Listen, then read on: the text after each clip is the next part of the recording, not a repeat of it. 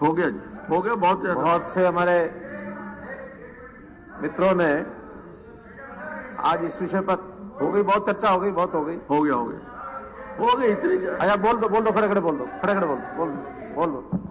Sir मैं तो ये कहूंगा कि बिल पे चर्चाएं हुई, ये बड़ी स्वस्थ परंपरा है, लेकिन एक परंपरा आप ये भी मत डालो कि 6.5 घंटे हो गए मेंबर्स को बैठे बैठे बिना लंच के आपने सेशन चला दिया। ऐसा तो मत करो। नहीं परंपरा डाल रहे हो, ये भी तो नहीं करो किसी चीज के लिए 6.5 घंटे। 1 मिनट तो आपने ज्यादा लगा दिया। नहीं, मैंने तो ज्यादा इसलिए लगा दिया क्योंकि सबकी ये भावना है कि स्पीकर साहब नई परंपरा डाल रहे, ये मैं और डाल दी कि 6.5 घंटे बिना लंच के मेंबर्स का और सारे यहाँ के यही चला दिया।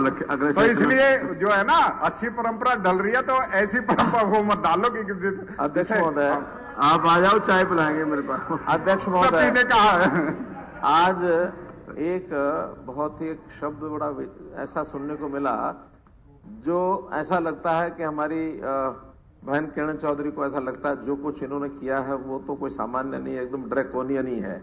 इसलिए पहला एक्ट वो भी ड्रैकोनियन, तीसरा भयंकर अर्थ होता है, छोटा नहीं होता है। हाँ, इसलिए दूसरा आज एक बात जो और मुझे महसूस हो रही है कि जो बातें हम एक अच्छा करने के लिए ठीक दिशा में ईज ऑफ लिविंग के नाते से जनता में एक सुधारात्मक बातें आगे लेकर के आ रहे हैं, उसकी इतनी घबराहट है हमारे विपक्ष के मित्रों को, इसको सुन करके और इसको देख करके मुझे हैरानी हो रही है। यानी इतनी घबराहट। फायदे बताता हूं। देखिए, हम पिछले कई सालों से हम भी देख रहे हैं और आप लोगों ने जो सत्ता में 10 साल कांग्रेस पार्टी रही, उससे पहले और भी पार्टियां रही, लगातार हम देख रहे हैं कि हम जनता की सेवा सब करना चाहते हैं। ऐसा नहीं कि मैं कहूं कि हम करना चाहते हैं बाकी नहीं करना चाहते हैं, लेकिन सिस्टम सरकारों के जो ऐसे बने हैं, इतनी कॉम्प्लिकेशंस आई हुई हैं, इन कॉम्प्लिकेशंस के कारण से यानी जो दबंग आदमी है, जो थोड़ा ऊंचा बोल सकता है, जो अपनी ताकत का इस्तेमाल कर सकता है, वो तो राष्ट्रीय स्तर की यानी केंद्रीय योजनाएं सारी उसका लाभ ले जाता है, वो प्रदेश की योजनाओं का भी लाभ ले जाता है। और जो आदमी बेचारा गरीब है, वो गरीब आदमी के जिसके मुंह में जबान नहीं है, जो मांग नहीं सकता ठीक से, उसकी चिंता, बोलने को सब कहते हैं, गरीबी हटाओ का नारा पता नहीं कितने सालों से लग रहा है इस देश में, लेकिन उसकी चिंता, अंतिम व्यक्ति की चिंता करने का किसी ने सिस्टम नहीं बनाया है। हम एक प्रकार से सारी व्यवस्था में मूलभूत में जो हमारा विचार है वो ये है कि एक इंडिविजुअल की आईडी बनी हुई है, वो है आधार कार्ड। एक इंडिविजुअल सिटीजन की है, वो जन्म होने के तुरंत कुछ समय के बाद वो बन जाती है और वो आखिर तक उसकी वो रहती है आईडी। लेकिन अपने समाज में, अपने देश में सामाजिक परंपरा है कि यहाँ परिवार एक इकाई है। एक परिवार में 10 आदमी होते हैं, कमाने वाला एक होता है, 2 होते हैं, सबकी चिंता वो करता है, बच्चों की भी चिंता करता है, वृद्धजन की भी चिंता करता है, महिलाओं हैं, परिवार के अंदर कोई दिव्यांग है, कोई किसी की समस्या, कठिनाई, बीमार, सबकी चिंता करता है। इसलिए परिवार एक इकाई है। जैसे परिवार का मुखिया करता है, हम भी सरकार में एक परिवार को, आधार कार्ड एक व्यक्ति का है, लेकिन एक परिवार की स्थिति सारी सरकार के सिस्टम में कहीं नहीं है। बहुत अगर परिवार की थोड़ी स्थिति जानकारी मिलती है तो केवल एक पीडीएस में, एक राशन कार्ड में तो मिलती है कि राशन कार्ड में 5 मेंबर हैं, 6 मेंबर हैं, 4 मेंबर हैं, उनका नाम लिखा, आयु लिखी है, और वो राशन कार्ड यानी number of members multiplied by 5, इतने किलो अनाज उसको दे दो, उसका काम चल गया। लेकिन परिवार के भले के लिए कभी किसी ने चिंता नहीं की। हम भी लगातार इसमें लगे हुए हैं कि इसमें कुछ काम किया जाए। परिवार पहचान पत्र आज से नहीं, लगभग 3 साल पहले इसका विचार ये हमने अधिकारियों के बीच में लगाया। उसके लिए लगातार उसमें सॉफ्टवेयर भी बन रहा है, उसमें सिस्टम भी बना है, लोगों की रजिस्ट्रेशन भी करा ली है। 64 लाख परिवारों ने इसमें रजिस्ट्रेशन पर करा ली है। लगभग 17 लाख परिवारों में से 6-7 लाख परिवार ऐसे हैं जिनकी अभी रजिस्ट्रेशन नहीं हुई है। क्या किया जा रहा है? मेरा कहना है कि हमें तो टीका लगाना है, तो आपको करना है, हमें उन चीजों का लाभ क्या होगा तो आपको करना है। तो ये तो पोर्शन हो गया ना। अभी लाभ क्या होगा आपने, अभी लाभ क्या होगा तभी तो उसमें से कोई पता लगेगा ना। मैंने बताया कि हम परिवार की पहचान, ये जो आप ये पूरा फैमिली का ये जो कर रहे हैं, इसका नतीजा ये होगा कि पूरी फैमिली की आपके पास जब जो भी आप कर रहे हो सकता है वो फैमिली के अंदर भी इंडिपेंडेंट यूनिट्स हों, इकट्ठे बेशक रहते हों, उसमें सारे बीपीएल कार्ड जो धारक हैं वो भी कटेंगे, उनको भी राशन नहीं मिलेगा। हमने परिवार की एक परिभाषा उसमें मोटे रूप से ये लिखी है कि जो अपने आप को डिक्लेयर करे हमारा एक परिवार है। बाइफर्केशन वो कर सकता है एक शादीशुदा कपल और उसके डिपेंडेंट बच्चे या माता पिता जो उसके ऊपर डिपेंडेंट है, उससे नीचे वो नहीं जा सकता। मानो ये नहीं है कि एक परिवार माता पिता और अपने इन बच्चों को, अनमैरिड बच्चे हैं उनको क्या ये भी अलग परिवार हो गया, वो मान्य नहीं है। परिवार की एक और सामान्यतः जो एक चूल्हे पर खाना खाते हैं, परिवार इकट्ठे रहते हैं, उसको परिवार मानते हैं। लेकिन आज वो स्थिति ज्वाइंट फैमिलीज की खत्म हो गई है। अब तो प्राय सब इंडिविजुअल परिवार अपने बन गए, शादी हुई, बच्चे हुए, अपना चाहे कमरे में बाहर रहे, चाहे मकान में रहे, चाहे किराए पर रहे, कि वो अपना अलग ही इंडिविजुअलिटी बढ़ गई है।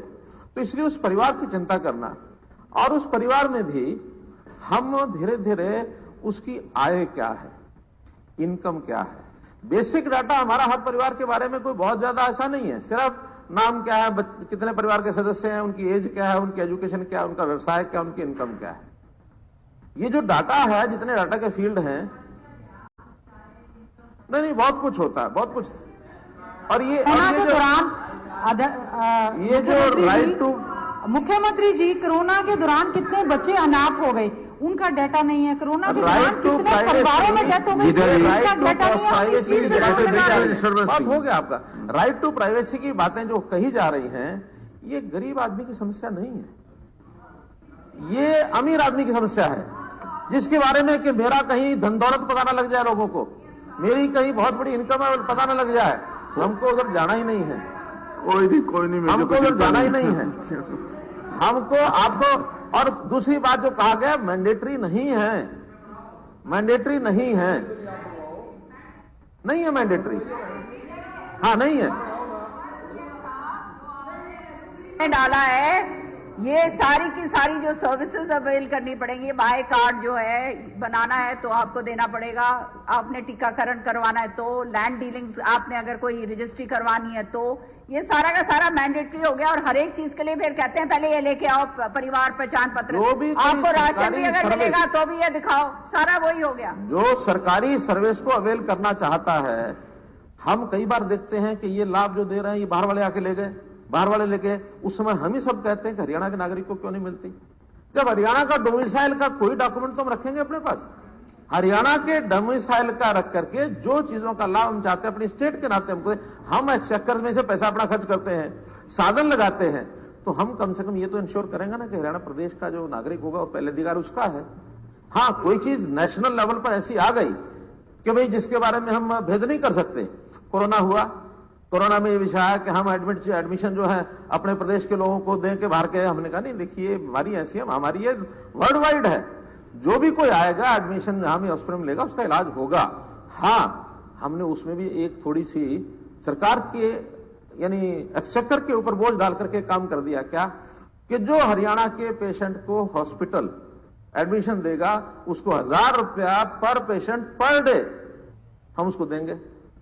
हमने वो दिया ताकि अगर उसके पास 10 पेशेंट आए हैं तो अपने लालच में वो पहले हरियाणा के पेशेंट्स को दाखिल कर लें। दिया है हमने ये। हरियाणा के रेजिडेंट को एडमिट करता है तो हमने 1000 रुपए दिया और उसका डाटा आपको मिल जाएगा कि कितने करोड़ रुपए हम दे चुके हैं अस्पतालों को। और सब अस्पतालों ने इसके लिए बाकायदा पोर्टल बना है, उस पोर्टल में हर एक पेशेंट का उसने दर्ज किया कि ये पेशेंट हरियाणा का है या बाहर का है, उसने उसका क्लेम किया है, हर एक हॉस्पिटल में पैसा लिया है। अब अपने प्रदेश के नागरिक को सुविधा देने के लिए हम कोई काम करते हैं, डाटा तो चाहिए। अब बहुत डाटा ऐसा है जो पहले से इकट्ठा होता आया है, लेकिन वो डाटा सेंट्रल गवर्नमेंट के पास होता है। हम कहते हैं कि इस डाटा के आधार पर हमको डाटा दे, तो हमको मिलता नहीं है। एससीसी डाटा 2011 में हुआ था, सोशो इकोनॉमिक कास्ट सेंसस, हम मांग मांग के थक गए, हमको सेंट्रल गवर्नमेंट ने वो डाटा नहीं दिया। जब भी कोई डाटा होता है कि हाँ अपने यहां से आप भेज दीजिए, हम उसमें से चेक कर लेंगे, जो उसके अंदर एलिजिबल होगा उसको लाभ दे देंगे। आखिर हम अपनी स्टेट चलाते हैं, स्टेट के नाते हमारे पास डाटा ऐसा क्यों नहीं होना चाहिए? हमारे यहाँ कौन गरीब है, कौन अमीर है, हमने बीपीएल का लेवल क्या रखना है। सेंट्रल गवर्नमेंट ने रूरल डेवलपमेंट डिपार्टमेंट को दे दी 10-12 चीजें कि ये एक्सक्लूजन है, ये इंक्लूजन है, इसके आधार पर आप बीपीएल करिए।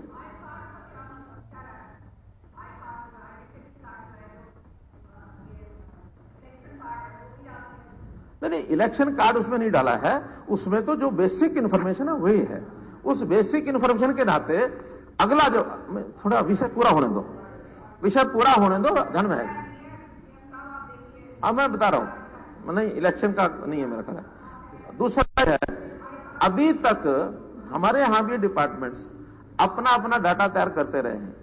पीडीएस का अपना डाटा, लेबर डिपार्टमेंट का अपना डाटा, हेल्थ का अपना डाटा, जो भी डिपार्टमेंट है वो अपने हिसाब से जनता का जो उसका वर्ग है उसका डाटा इकट्ठा करता है, और बाद में जब उसको हम कोरिलेट करते हैं, उस कोरिलेशन में एक डाटा दूसरे डाटा से मिलकर ही नहीं देता, सबके अपने अपने सिस्टम बने हुए हैं।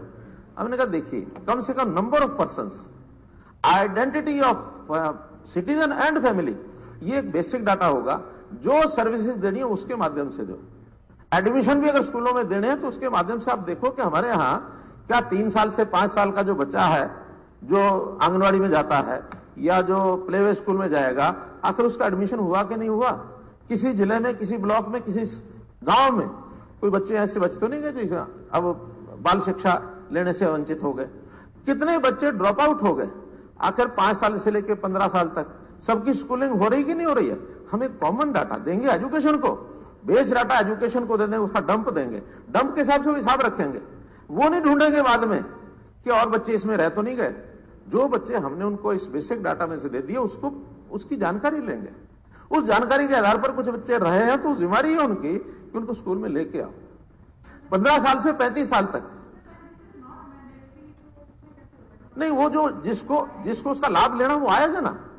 और जो देखिए गरीब आदमी सब आएंगे इसमें, और जो बहुत अमीर आदमी है उसकी चिंता नहीं, वो अपने पैरों पर खड़ा अपने आप कर लेगा। हाँ,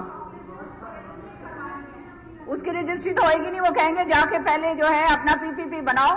अब मैंने अगर अपनी जमीन बेचनी है और उसकी मैंने तो रजिस्ट्री करवानी है तो मेरे को तो पीपीपी बनाना पड़ेगा। जिस जमीन का वो हरियाणा में मालिक है उस जमीन के बारे में उसको बताने में आपत्ति, हम उससे नहीं पूछ रहे सीएम साहब जगह पर वो पड़ी रहे। हरियाणा में किसकी प्रॉपर्टी कितनी है ये प्रॉपर्टी उसको बतानी पड़ेगी, सबको बतानी पड़ेगी। हमारा रेवेन्यू डिपार्टमेंट भी इसके साथ तालमेल बैठाएगा। हम आगे डिजिटलाइजेशन ऑफ लैंड रिकॉर्ड्स ये भी करने वाले हैं। एक एक इंच जमीन उसका टाइटल किसका है, किसी प्राइवेट व्यक्ति का है, सरकारी है, पंचायती है, क्या करते हैं क्या नहीं करते हैं।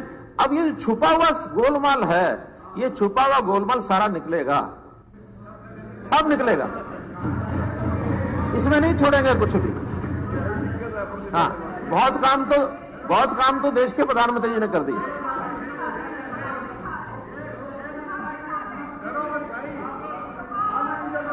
निकालो आप, ये हम आपके साथ हैं, ठीक है। लेकिन आप मुझे ये बताइए, ये जो डाटा का अगर ये मिसयूज हो जाता है और ब्रीच होती है, डाटा सिक्योरिटी ब्रीच होती है, उसका हम क्या करेंगे? वो तो फिर इसका मतलब आम आदमी तो मर गया ना, फंस गया। देखिए, पहली बात तो ये है कि दुनिया में सिक्योरिटी कंसर्न जो है वो उसका क्या होगा?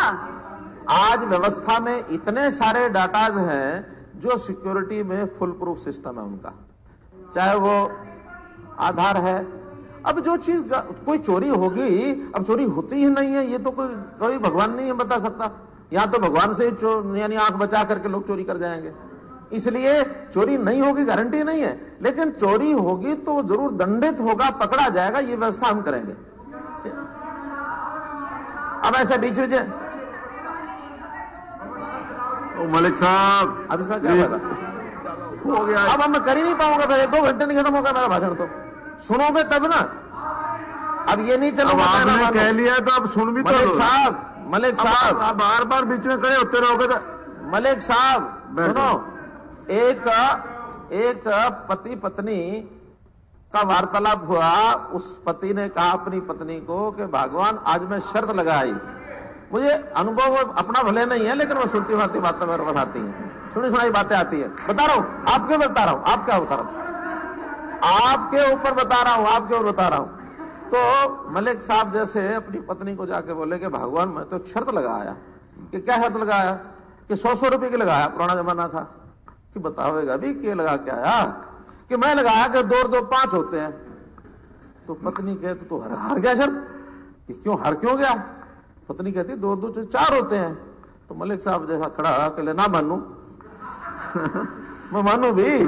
तो भाई वो ना मानने वाली वो रह लो अपने पास। इसलिए जो ठीक बात है उसको मानना शुरू करो।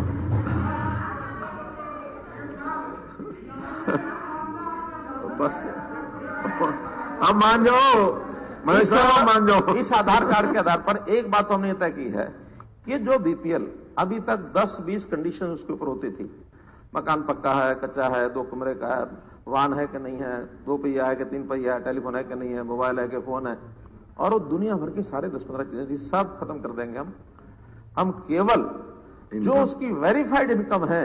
अभी तक 1,20,000 मानी जाती थी कि 10,000 रुपया मासिक कमाने वाला या इससे कम कमाने वाला बीपीएल का होगा, उससे ऊपर वाला नहीं होगा। उसकी बनती है 1,20,000 रुपया साल की। हमने उसको बढ़ा करके अब 1,80,000 करने वाले हैं। जैसे ही और ये वेरीफाई हो जाएगा डाटा, हम 1,80,000 पे बीपीएल ले जाएंगे। ये इससे कम से कम 2-3 लाख लोगों को ज्यादा लाभ मिलेगा। एक बात तो ये उसका है, वो तो फिर वो आवेगा तो हम गरीबा नहीं देंगे भाई हम गरीबा नहीं देंगे। जहां तक कोर्ट का विषय है, सारा कुछ बताने दो, फिर आप अपने विषय लिख लो, आप अपने विषय लिख लो। मैं जब सारा बोल दूं उसके बाद बोल देना। बैठो, आप लिखते रहो, कागज उठा लो, भिजवाओ, कागज भिजवा दो।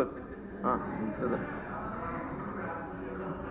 जहां तक कोर्ट का विषय है, देखिए हाई कोर्ट में इसकी एक रिट लगी थी, वो हाई कोर्ट ने क्लियर कर दिया है कि इस प्रकार का परिवार पहचान पत्र डाटा अगर बनता है तो उसमें कोई आपत्ति नहीं है। यहां तक मैं बता रहा हूं कि कुछ ऐसे लोग जो इस विषय को लेकर के आगे बढ़ रहे हैं, दूसरे प्रदेशों के लोग हमसे पूछ रहे हैं। एक विषय जर्मनी के एम्बेसडरों को पता लगा कि परिवार पहचान पत्र फैमिली आईडी क्या है। आधा घंटा मीटिंग करके गए मेरे साथ, ये फैमिली आईडी का विषय हमको समझाओ। जब उनको बताया तो उन्होंने कहा इट इज यूनिक एक सिस्टम जो आप हरियाणा में बना रहे हैं। ये सिस्टम है, ये भी कहूंगा कहीं नहीं है, किसी प्रदेश में नहीं है, किसी देश में नहीं है, सबने इंडिविजुअल। और ये इंडिविजुअलिटी जो है ना, ये ज्यादा हावी कर रही है। पश्चिमी सभ्यता का ये मामला है सारा, राइट टू प्राइवेसी। नहीं, हम जैसे यूज करेंगे, देश और समाज के पब्लिक के भले के लिए, परिवार के भले के लिए करेंगे, हमको मालूम है। ये तो जिसकी जैसी मानसिकता है। जहां तक ये आया कि इस डाटा का उपयोग कोई सरकार करेगी, आपने कहा कि कोई सरकार इसका उपयोग करेगी। क्या आज सरकार के पास डाटा नहीं है? पीडीएस का डाटा हमारे पास है, हम यूज कर सकते हैं। स्कूल कॉलेज में पढ़ने वाले बच्चों का डाटा हमारे पास है, हम उसका यूज कर सकते हैं। रेवेन्यू रिकॉर्ड में किसकी क्या जमीन है, कैसी है, उसका उपयोग हम कर सकते हैं। कौन सा डाटा नहीं है आज? इसलिए आज वो सब बिखरा पड़ा है। हम उसको कंसोलिडेट करके एक यूनिकनेस लाना चाहते हैं।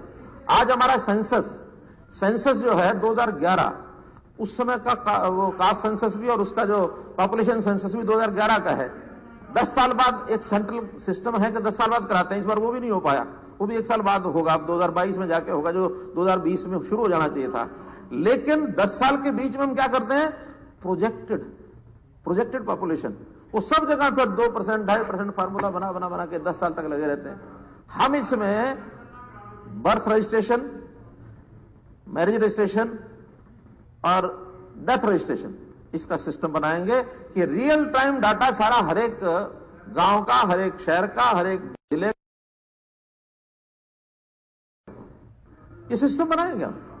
इसलिए इन सब चीजों में हम आगे बढ़ रहे हैं, पीछे नहीं हटना चाहते। आज देखिए 21वीं सदी आई है, तो 21वीं सदी के अंदर जिन चीजों पर टेक्निकल तरीके से हम आगे बढ़ सकते हैं, वो जमाना चला गया कि अब गांव के आदमी को टेक्निक नहीं आती है जी, कंप्यूटर नहीं आता जी, मोबाइल नहीं आता जी। छोटे छोटे बच्चे सब कर लेते हैं और सब बड़ों को भी समझा देते हैं। बड़ों को भी नाम पता लग गया, उनसे जाके पूछ लो क्या क्या। मेरा बन गया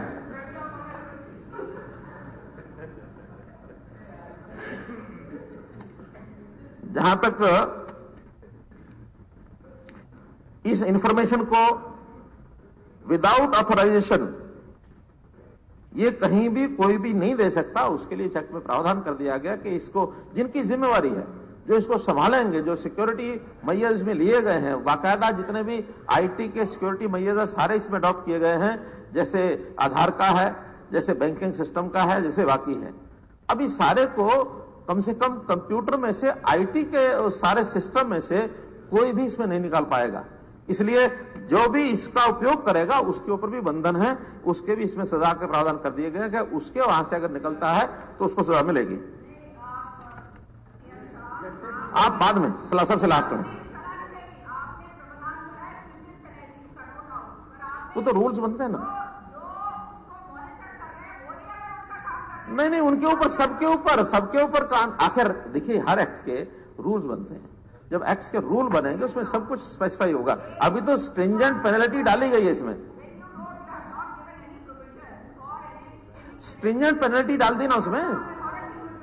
अब सब स्ट्रिंजेंट पेनल्टी डलेगी तो सब डाल देंगे।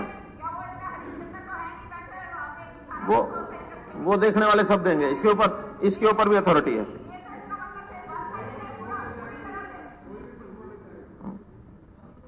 इसमें सेक्शन 31 जो है वो confidentiality with section 37 general penalty, ये दोनों क्लॉज आप पढ़ लो, 31 और 37, बस ठीक है।